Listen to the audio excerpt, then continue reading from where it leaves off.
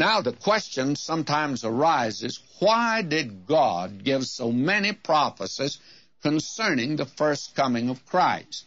Well, I think the very logical and obvious answer would be because of the importance of the event, the Lord Jesus Christ coming in the world. But may I say to you, there is another important reason, and that is God did not want them to miss him. God did not want them to have any excuse. They'd never be able to say that God did not hedge in his coming in such a way that they should not have missed it at all. And again, let me use a very homely illustration. Suppose that I'm invited to your town, and I come in to the airport, and you say to me, how will I know you? How will I recognize you?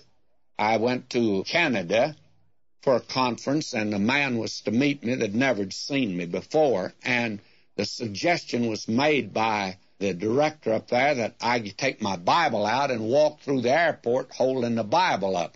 Well, I'm confident of one thing. He'd have been able to recognize me because the day I arrived, there was nobody walking around holding a Bible in the air.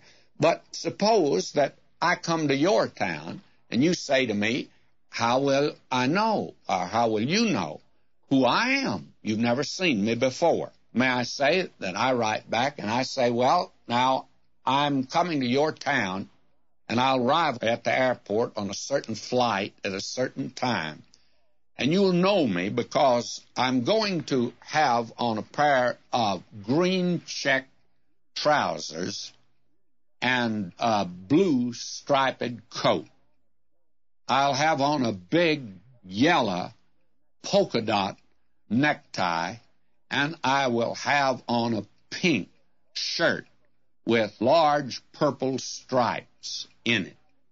And I'll have one brown shoe on and one black shoe on.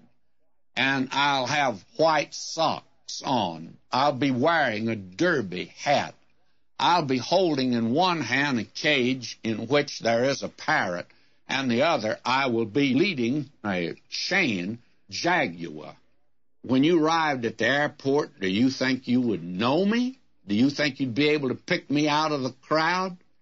May I say to you, friends, when Jesus came 1900 years ago, those who had the Old Testament and knew the Old Testament should have been waiting there at the inn for news of his birth, because they had that much information.